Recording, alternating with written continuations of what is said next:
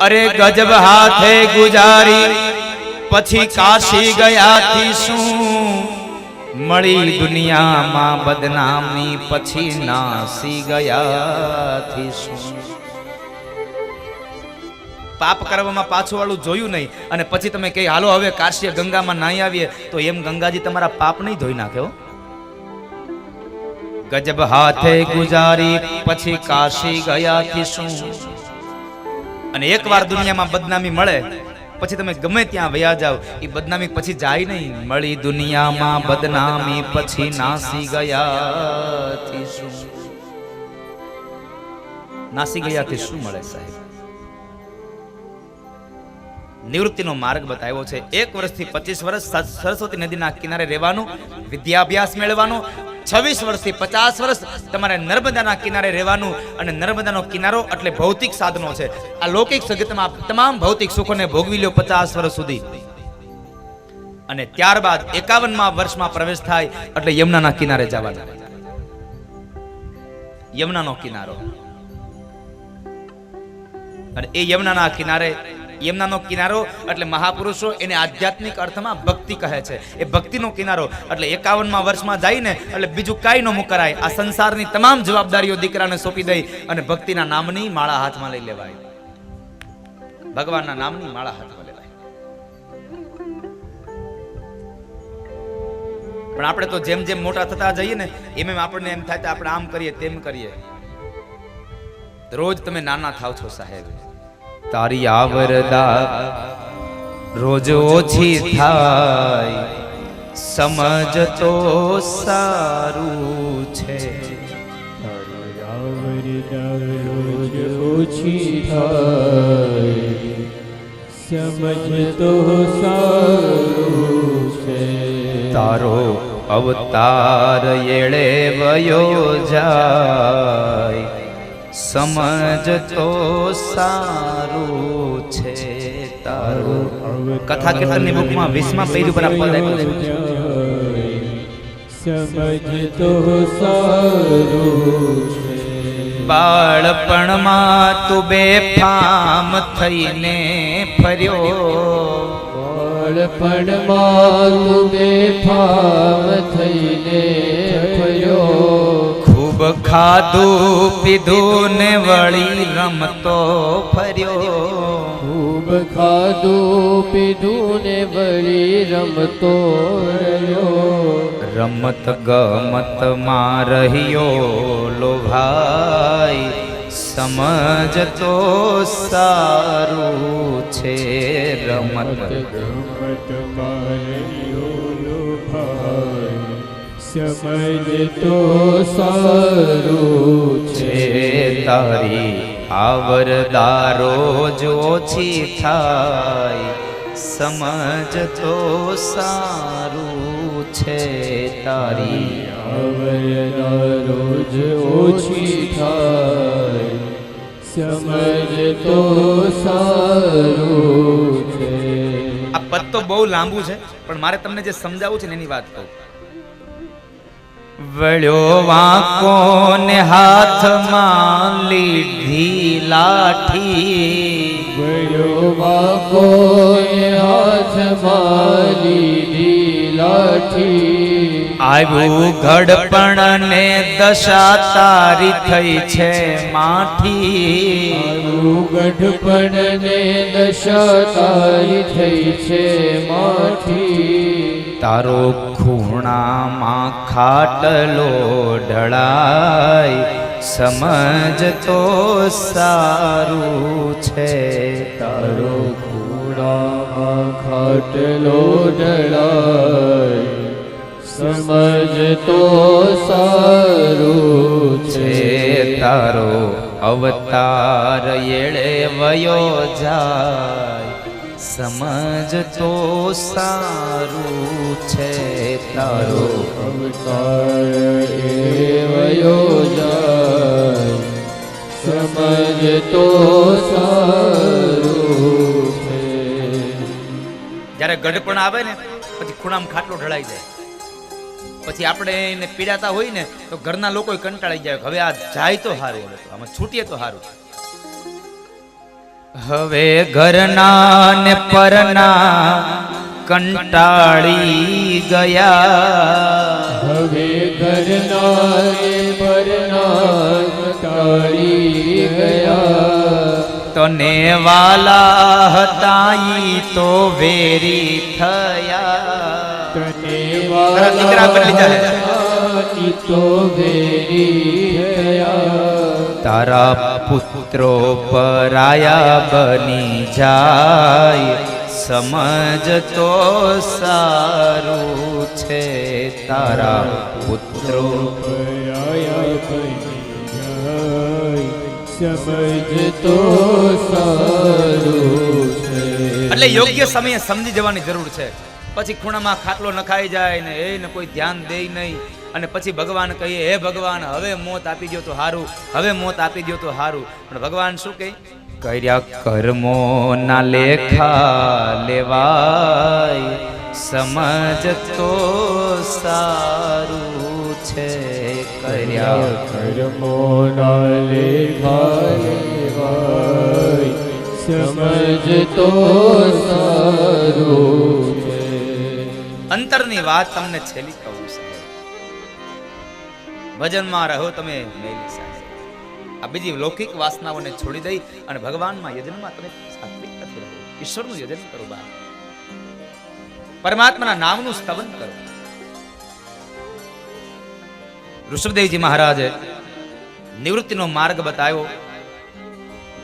51મા વર્ષમાં પ્રવેશ થાય એટલે ભક્તિનો કિનારો, યમુનાનો કિનારો લેવો, અને પછી અંદરથી જ્યારે લાગી આવે કે લાગે છે કે હવે નજીક આવ્યું, ત્યારે સંન્યાસ ભોગવવો. સાહેબ, ગંગાના કિનારે જવું, સંન્યાસ ભોગવી લેવો, સંન્યાસ લેવો. આ 4 અવસ્થામાં સરસ્વતી, નર્મદા, યમુના અને ગંગા. પણ અમે તો અહીંયા આટલું કઈ કઈ થાકીએ, પણ જેવા બહાર જઈને ત્યાં પાછી ઓલી બગાહુ ચોટી જાય છે. સંસારની વાસનાઓ ચોટી જાય છે. હા, તમને જ્ઞાન લાગે છે, પણ કેટલી ઘડી કથા મંડપમાં બેહો એટલી ઘડી. તમને ક્યારેક ક્યારેક તેમ થઈ જતું છે કે દાદા એ કીધું બરાબર છે, હવે તો આમ જ કરાય. ઘોડ્યું બધું છોકરાઓને હોપી દેવું છે, અને આપણે એને લેર ન કરી તંટાણા ખાઈએ ને બાકી મોજ કરીએ. આપણે ક્યાં ક્યાંય કમાવા જાવ, આટલું લાગી જાય. પણ જેવા બહાર જઈને ત્યાં પાછું બધું યાદ આવી જાય. હાલ ઘરે પછી જાવ, પેલા વાડી આટો મારતો જાવ, સીધા વાડી ઉપડી.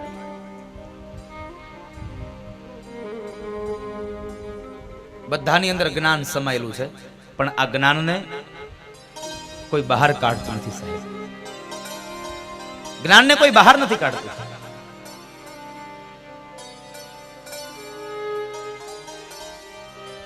બધાયને સ્મશાન વૈરાગ્ય જેવું છે સાહેબ. આપણે સ્મશાનમાં જઈએ એટલે શું કરીએ? 2-5 જણા અહીંયા બેઠા હોય, 2-5 જણા અહીંયા બેઠા હોય, 2-5 અહીંયા બેઠા હોય, અને ત્યાંથી આપણે વાતો કરતા હોય. હે ને, શું વાતો કરીએ? અરે બિચારો કેટલું મહેનત કરીને કેટલું ભેગું કર્યું, પણ જ્યાં વાપરવાનો સમય આવ્યો ને ત્યાં બિચારો ઈ જ વયો ગયો. શું વાપરે? આ ભેગું કરેલું છોકરા આવે કોણ જાણે ક્યાં વાપરે. ત્યાં આપણું કદાચ આવું થાય તો કઈ ખબર. એને કરતા ઘોડ્યું બધું ને એને છોકરાને હોપી દઈ અને આપણે ભગવાનનું ભજન કરીએ. એટલું વૈરાગ્ય લાગી જાય, આપણને થાય કે આ ઘરે જઈને ત્યાં બાવો નથી જતો હારો, આ ઘર ન છોડી દે તો હારો, ઘર ન છોડી દે. પણ જેવો સ્મશાનમાંથી નીકળે અને ગામના પાદરમાં આવે ને ડંકી નીચે નાઈ લે એટલે બધું વૈરાગ્યનું નંજન ધોવાઈ જાય. ત્યાં હતો એવો ને એવો પાછો બધું વૈરાગ્ય ધોવાઈ ગયું સાહેબ. કઈ કામ ના આવે, કઈ કામ ના આવે. સ્મશાન વૈરાગ્ય છે. ઋષભદેવજી મહારાજે નિવૃત્તિનો માર્ગ બતાવવાની કથા બતાવી. ત્યારબાદ એમને 100 દીકરાઓ હતા, એમાંથી 81 પુત્રો કર્મકાંડી બ્રાહ્મણ લીધા, એને કર્મનો માર્ગ લીધો. 9 પુત્રો વિરક્ત બન્યા. એ 9 પુત્રોની કથા 11મા સ્કંદમાં બતાવી, યોગેશ્વરોની કથામાં. ત્યારબાદ જે 9 દીકરાઓ હતા એને રાજ્યાધિકાર પામ્યો, અને સૌથી મોટો દીકરો જે ભરત છે એ ભરત ચક્રવર્તી રાજા બન્યો, અને એ જ ભરતના નામ ઉપરથી આપણા દેશનું નામ પડ્યું ભરતખંડ, ભારત દેશ. એ રાજાએ ભરતે પણ પોતાને ત્યાં રાજગાદી પોતાના ઉત્તરાધિકારીઓને સોંપી દઈ અને યથાયોગ્ય સમયે ગંડકી નદીના કિનારે જઈ પુલ્હાશ્રમની અંદર આશ્રમ બાંધી અને તેઓ રહ્યા છે. અને ત્યાં આગળ એમણે ભગવાનનું યજન કર્યું છે, એણે ભગવાનનું ભજન કર્યું. પણ એક વખતના સમયે બરાબર એ પુલ્હાશ્રમની અંદર જ્યાં ગંડકી નદીમાં સ્નાન કરે છે તો ત્યાં આગળ એમણે એક હરણીનું બચ્ચું જ્યાં તણાતું આવે છે એ હરણના બચ્ચાને લઈ કિનારે લઈ આવ્યા, પોતાના આશ્રમની અંદર લઈ ગયા છે. આખો દિવસ રટણ લાગતું, હરી હરી હરી હરી. પણ જેવું અહીંયા હરણનું બચ્ચું એના હાથમાં આવ્યું અને એમાં જ્યારે જરાક જીવ પોરવાયો એટલે ધીમે ધીમે હરી હરી છૂટતું ગયું અને અંતે લાગતું ગયું હરિણ હરિણ હરિણ. અને શું થયું આનું? એક જ વસ્તુ બની સાહેબ, કે જ્યારે હરિણ હરિણ લાગી ગયું ને તો હરણને હરીમાંથી ચિંતન છૂટ્યું અને હરિણ હરિણ લાગ્યું અને હરિણ હરિણ કરતા કરતા એક દિવસ જ્યારે હરણનું બચ્ચું એને છોડીને વયું ગયું ને તો હરણની અંદર દોડતા ગયા, પાગલ બન્યા અને જંગલોમાં રડતી આંખોમાં હરિણ હરિણ હરિણ કહે છે. અને હરિણ હરિણ કરતા કરતા પોતાનો દેહ કાળ નજીક આવ્યો, અંતકાળ નજીક આવ્યો અને જ્યારે મૃત્યુનો સમય આવ્યો ને ત્યારે હરી હરી ન થયું, હરિણ હરિણ થયું અને હરિણને લઈ અને અંતે મૃત્યુ પામ્યા. એ ભરતજી મહારાજ મર્યા તો ખરા પણ બીજા જન્મની અંદર એ હરિણ બન્યા છે, કાલંજર પર્વતમાં હરણ બન્યા. વિચાર કરો, એક વખત માત્ર નામ ચૂકી ગયા, એક શબ્દનો ફેર પડી ગયો, હરિ હતું એમાંથી હરિણ થઈ ગયું. શું થયું? બીજા જન્મે હરણનો અવતાર મળ્યો. એક નામ, એક શબ્દનો ફેર પડે અને આખો હાથમાંથી મોઢા સુધી આવેલો કોળિયો જૂટવાઈ જાય સાહેબ. તો આપણને તો આ વખતે ભગવાને માણા બનાવ્યા છે, માટે માણા થઈને રહેજો. કોઈ કઈ જિંદગીમાં બીજું કઈ કરો કે ન કરો પણ જિંદગીમાં કોઈ આપણને કઈ ન જાય, એલા ભાઈ માણા થાને, બસ આટલું જીવન જીવજો. કોઈ કઈ ન જવા જોઈએ માણા થાય. કારણ હું કામ કીધું એને માણા નહીં લાગતા હોય? આપણે માણસ તો લાગીએ છીએ સાહેબ, પણ માત્ર શરીરથી માણસ લાગીએ છીએ, સ્વભાવથી પશુ બની ગયા છે. અને જો આ જન્મમાં તમે ભૂલ ખાઈ ગયા ને તો આવતો જન્મારો કઈ યોનીમાં જશે કઈ નક્કી નહીં. તમે ખાલી વિચાર તો કરો એટલો કે આ 84 લાખ યોની છે, આ 84 લાખ યોનીમાં એકાદી યોનીમાં આપણો વારો આવશે તો આપણી દશા શું થાય? ગમાણમાં બંધાવાનો વારો આવશે, આ કૂતરા બનીશું, બિલાડા બનીશું, પક્ષીઓમાં વારો આવશે, પશુઓમાં વારો આવશે. શું દશા હશે આપણી? માઠી દશા હશે. માટે માણસ બનજો સાહેબ. એક જગ્યાએ એક પ્રવચન હાલતું હતું, મહાત્માજી પ્રવચન કરતા હતા. એટલે મહાત્માજી પ્રવચન કરતા કરતા એને વાત કરી કે ભાઈ, હે ધર્માત્માઓ, તમે એક વાત યાદ રાખજો કે આ જન્મની અંદર આપણને ભગવાને માણા બનાવ્યા છે ને તો માણસ તરીકે જીવન જીવજો, નહીં તો આવતા જન્મારે જો તમે કઈ ખરાબ જીવન આ કામ કર્યા ને તો બીજો જન્મ પશુઓનીમાં થશે ને તો દશા માઠી થશે. હજારો માણસની મેદની હતી, એમાંથી એક માણસ ઉભો થયો. મહારાજ, આ શું કહો છો તમે?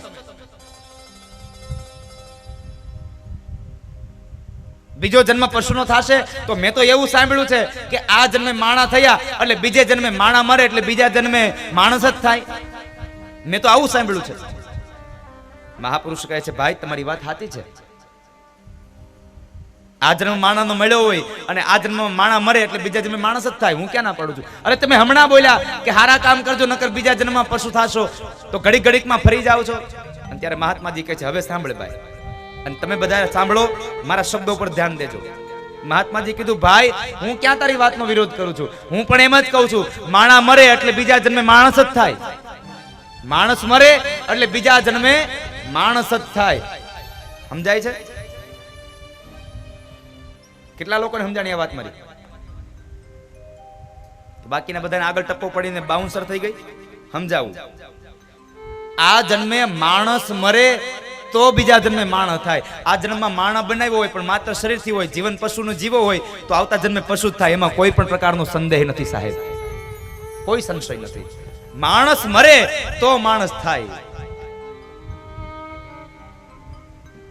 માટે માણસ બનજો, કોઈ કઈ ન વયો જાય એલા ભાઈ માણા થાને, આટલું તો જીવન જીવજો જો. અને કોઈ એક વખત કઈ જાય ને માણા થા એટલે સમજી જવું કે આપણે માણામાં નથી, આપણે માણામાં નથી. હવે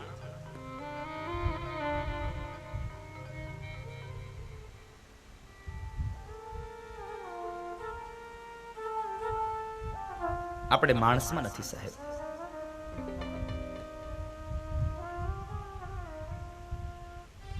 હરિણ હરિણ કરતા કરતા મૃત્યુ પામ્યા, એટલે હરિણ બન્યા છે. એ સમયમાં પણ એ જન્મમાં પણ એને જ્ઞાન હતું. હવે આપણને એમ થાય પશુઓનીમાં જ્ઞાન, હા ગયા જન્મનું જ્ઞાન હતું કે મેં ગયા જન્મમાં માણસ હતો પણ હરિણ હરિણ થઈ ગયું, એમાં હરણ બન્યો, એટલે આ વખતે એને ભગવાનનું યજન કર્યું. ત્યાર પછી હરણનું શરીર છૂટ્યું અને બીજો જન્મ એને પ્રાપ્ત થયો.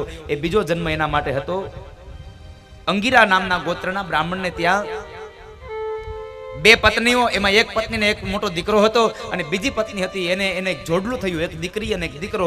જે જોડલામાં જે દીકરો છે એ ભરતજી મહારાજ છે.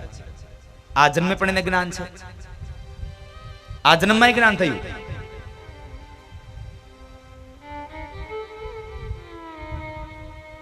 એ જન્મમાં પણ એને ભગવાનની ભક્તિ કરી, ભગવાનની ભક્તિ કરી, ભગવાનની ભક્તિ કરતા કરતા મોટા થયા છે.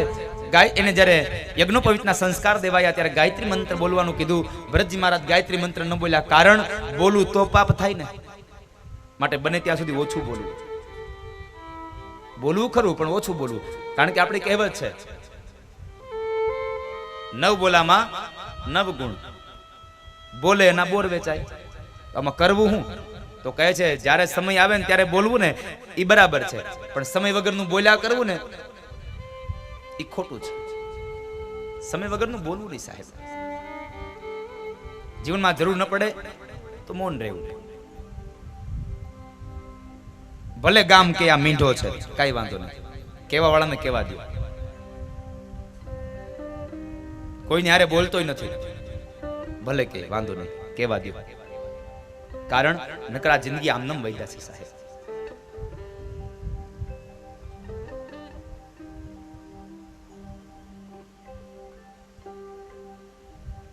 આ જિંદગી આમનો મેળે વહી જાય ને એના કરતા તો જિંદગી જીવી લેવી સારી સાહેબ. જ્ઞાન મેળવી લેવું. અને એક વાત યાદ રાખજો, જ્ઞાન ગમે ત્યાંથી મળે. જ્ઞાન તો ગમે ત્યાંથી મળે, એમાં કોઈ સંશય નથી. આપણી નજર હોય, હાસ્ય કલાકારો એમ કહે ને કે નજર નાખો ત્યાંથી હાસ્ય મળે, તો મારી વ્યાસપીઠ એમ કહે છે તમે નજર નાખો ત્યાંથી તમને જ્ઞાન મળે. જો તમારી નજર હોય તો સાહેબ, નજર હોવી જોઈએ, તમારી નજર હોવી જોઈએ. જ્ઞાનની વાત આવી એટલે તમને વાત સંભળાવું.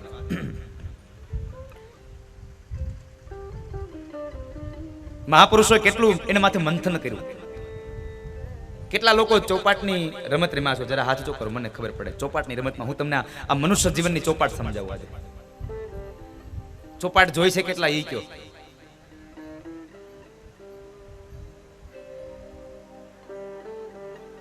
અત્યારના યુગના ચોપાટને મોબાઈલમાં શું કહેવાય? લૂડો. હા,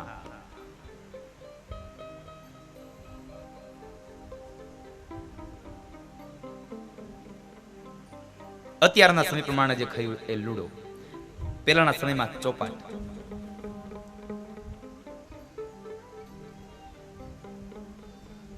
ચોપાટ જોઈએ અને ખબર છે એના 4 પત હોય સાહેબ. આવો થોડી વાર ચોપાટ પર લઈ જાવ. પ્રસંગ આવ્યો છે ને તો કહી જ દઉં. જ્ઞાનની વાત, જ્ઞાન મેળવવું હોય તો ક્યાંથી મળે? એ ચોપાટ રમવામાં પણ મજા હતી, પણ એમાં જો સમજવામાં આવે તો 4 પત્તા હતા. એના 4 બાજુના 4 પટ્ટા હોય, વચમાં એક મસ્ત મજાનું બોક્સ હોય. આ શું સમજાવે? અને મહાપુરુષોએ એના માથે લખ્યું અને એના માથે વિવરણ કર્યું. 4 બાજુ 4 યુગ, વચ્ચે હરિધામ છે. 4 બાજુ 4 યુગ, વચ્ચે હરિધામ છે. 4 બાજુ 4 યુગ, વચ્ચે હરિધામ છે. 4 બાજુ 4 યુગ, વચ્ચે હરિધામ છે. જીવાત્માને પ્રભુ પાસે પહોંચવાની હામ છે. જીવાત્માને પ્રભુ પાસે પહોંચવાની હામ છે. જીવાત્માને પ્રભુ પાસે પહોંચવાની હામ છે. જીવાત્માને પ્રભુ પાસે પહોંચવાની હામ છે. ઈ તો માર્ગમાં બહુ અટવાય છે રે. ઈ તો માર્ગમાં બહુ અટવાય છે. એવો ચોગઠાબાજી સમજાવે શાન તને. એવો ચોગઠાબાજી સમજાવે શાન. એ તારી પલ પલ એળે જાય છે રે તારી પલ પલ એ જાય છે રે એવો સોગઠા બાજી સમજાવે સાન તને એવો સુગઠા બાજી સમજાવે તારી પલ પલ લે જાય છે તને સોગઠા બાજી સમજાવે સાન. આ ચોપાટની રમતમાં જો જ્ઞાન મેળતા આપણે તો હો, બાકી ઘણાને ખબર જ નહીં હોય ચોપાટ હું.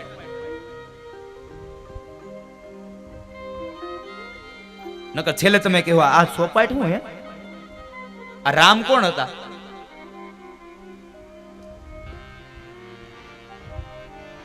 ઈ તારા મોટા બાપુજીના દીકરા હતા. અત્યાર સુધી ભે આગળ ભાગવત કરી હાવ. રામ કોણ હતા? હજા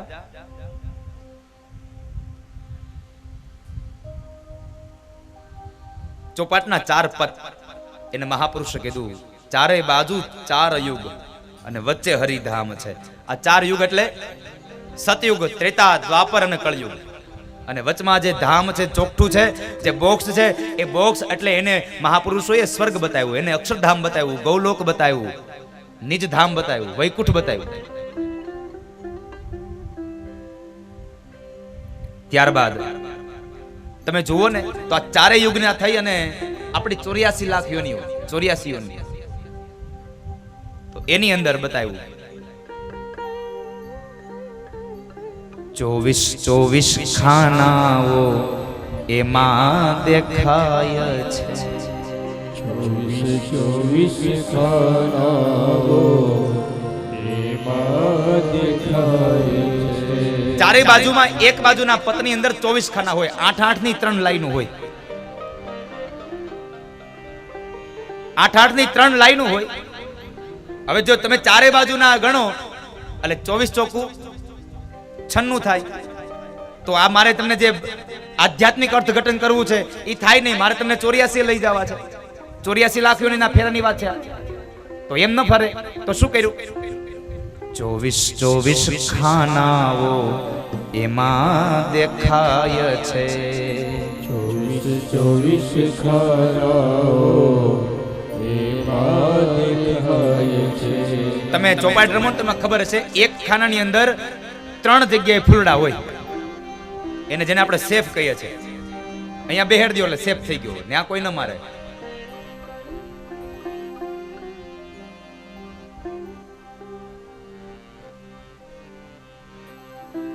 પણ ઈ જે 24 ખાનાઓ છે, 96 ખાના છે, એમાંથી 12 ખાના ચોકડી વાળા છે.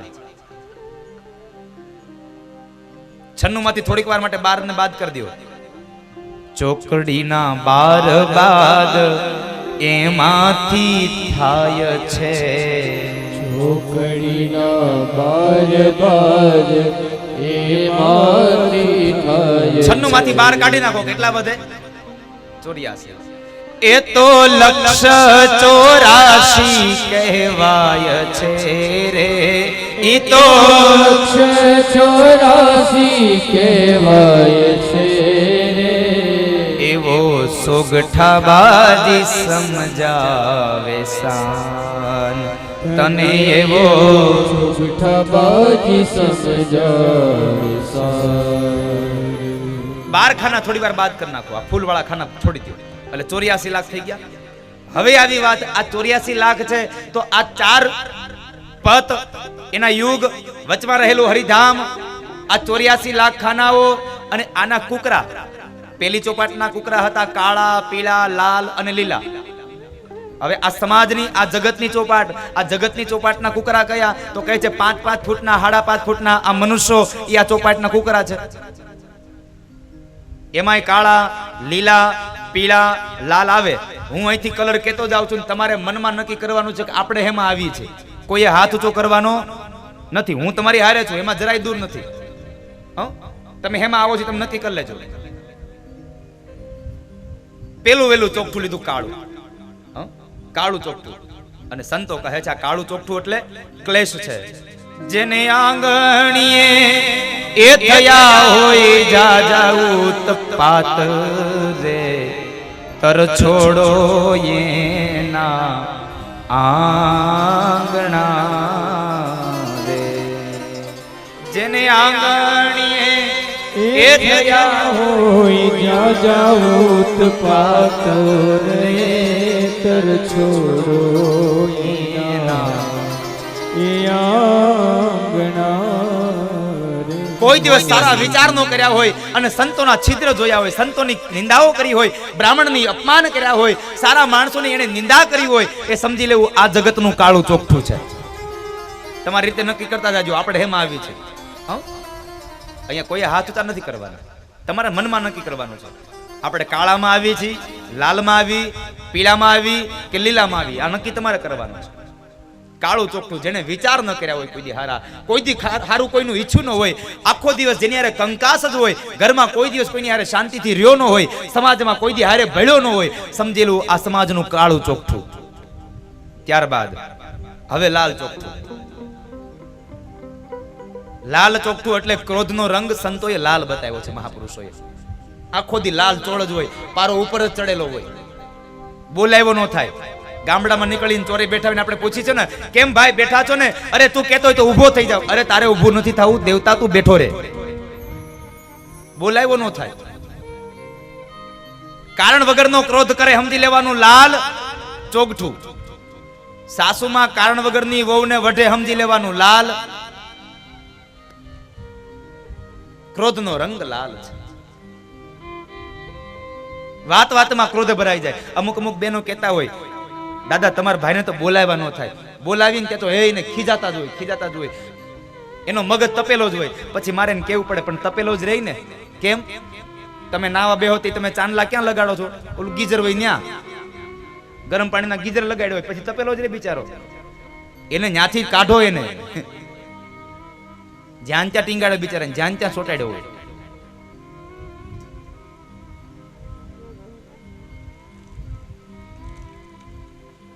એને ગીઝરે ચોટાડ્યો હોય. એને સરસ મજાનો લાલ ને પીળો ને લીલો ને એકદમ હાવ નરમ હોય, પણ ગીઝરે લગાડી લગાડીને એવો એને આમ આમ આમ એવો બનાવી દીધો હોય ને, વાત વાતમાં ગરમ થઈ જાય. અમુક અમુક બેનો આવે, દાદા તમારા ભાઈને નકરી શરદી જ રહી છે, એને કંઈક આમ ગ્રહ જુઓ ને, તમે એને નળેથી ઉખેડો. એને નળે લગાડ્યો છે, આખો દી બાથરૂમમાં પૂરી રાખ્યો છે ને. સાધુ શરદી નથી રહેતી ને? આ બેને પૂછાય નહીં કઈ? બે બાજુ જય વિજય. આ તમે બેને બે બાજુ તમે દર વખતે બેને એક એક બાજુ બેહારો છો, આવું કેમ કર્યું છે? જય વિજય છે તમારે? હે?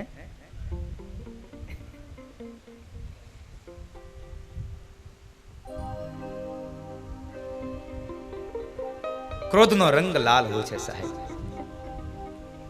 પીળો રંગ આવ્યો. હવે પીળું ચોખ્ઠું નક્કી કરજો કોણ છો પીળામાં. પીળો રંગ એ મહાપુરુષોએ લોભનો રંગ બતાવ્યો છે. પીળો રંગ લોભનો છે, લોભનું પ્રતીક છે.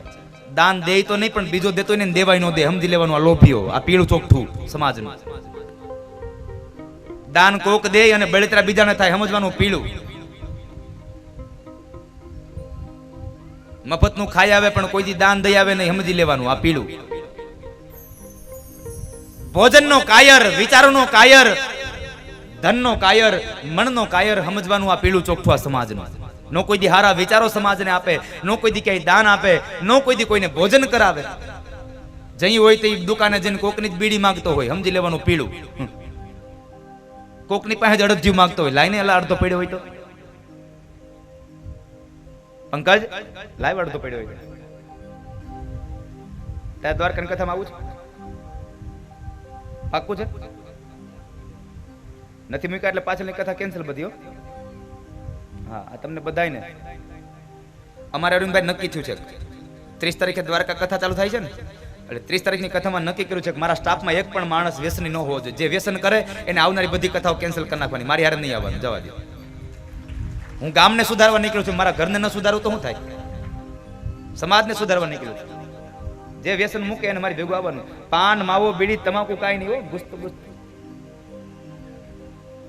નક પાછા. પંકજભાઈ કાંઈ નથી ને તો વાંધો નહીં. હા, મારે વ્યસન છે થોડું ઘણું પીવાનું. હમણાં તો લોકોએ એવું ચગાવ્યું છે, તમને ખબર છે અરવિંદભાઈ, મીડિયામાં એવું ચગાવ્યું છે એ કે આખા મલકને એ કે વ્યસન મુક્તિ કરાવે છે, પણ પેલા કોક એને કયો કે દારૂ મૂકે એ કે. મેં કીધું સારું થયું ભાઈ, મને દારૂ જ ચડ્યો છે, પણ મને ઓલો બજારમાં મળે નથી ચડ્યો ભાઈ, મને આમાંથી નીકળેલો ચડ્યો છે. અને ચડ્યો છે ને એટલે જ આમ ગાઉં છું, નકર હેનો ગાવું. વાંધો નહીં, હું તો મારી મસ્તીમાં પીવું છું સાહેબ.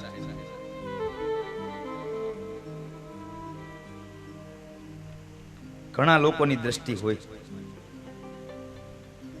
મારા ભગવાન મારું 5 વર્ષની આવરદા એને આપજો, એ મારા બેઠા બેઠા પાપ તો ધોયા કરે. કોઈની નિંદા ન કરવી, કારણ કે જેની નિંદા કરીને પાપ ધોવાઈ જાય છે, અને એ પાપ ત્યાંથી નીકળીને સીધા આપણી પાસે આવે છે. એટલે કાંઈ વાંધો નહીં, મારા 5 વર્ષની આવરદા એને મળે, ભગવાન એને આપજો. મને 5 વર્ષ વહેલો બોલાવી લેજો, કાંઈ વાંધો નહીં. અહીંયા કઈ મારે પડ્યું નથી રહેતું.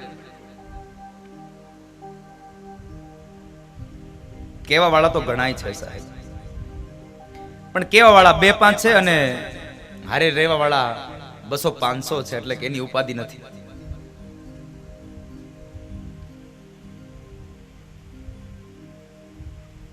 સમજવા વાળાને ઈશારો કાફી છે.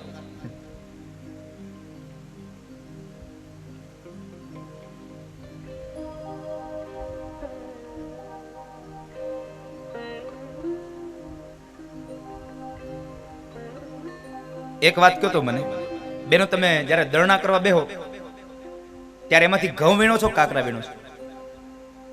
હે, કાકરા. એને શું કરો પછી? હાથમાં આવે એટલે શું કરો તમે?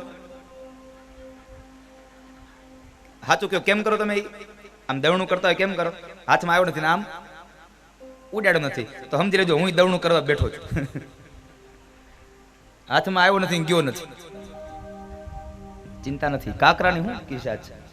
સમાજમાંથી કાકરાઓ જ નીકળી જવાના, ઘઉં તો આપણે કોઠીમાં પડ્યા રહેવાના સાહેબ, ઘઉં આપણી કોઠીમાં પડવાના.